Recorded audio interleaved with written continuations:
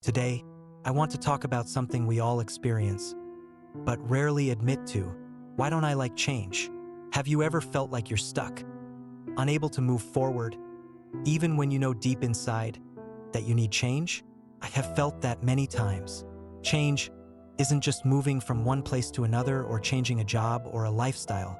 Change is saying goodbye to an old version of yourself, a version you've grown accustomed to, even if it's weak, even if it's not the one you dream of. To be honest with you, I don't hate change.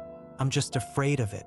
I'm afraid of losing that sense of security, that routine I've grown used to, that life that has become familiar, even if it's boring. When you live the same days over and over, you feel like you're in control. You know what will happen. You know where you're going. You even know when the pain will come. But when change arrives, it brings the unknown. And the unknown is terrifying. Questions start to crowd inside you. Will I succeed? Will I regret it? Will I lose everything I've built? So you prefer to stay in a place that doesn't satisfy you just because it's familiar. And here lies the danger, to stay in a life that doesn't resemble you just because you're afraid to change it. Sometimes I say to myself, if change were easy, no one would stay in their place. But the truth is, change requires courage. And how many times have I lacked that courage? I say, tomorrow, later, there's still time.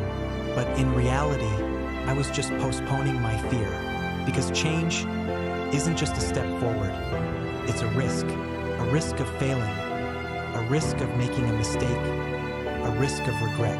But isn't staying as you are also a risk? A risk of missing opportunities, a risk of living an ordinary life, while deep inside, you know you're capable of more. This struggle is exhausting.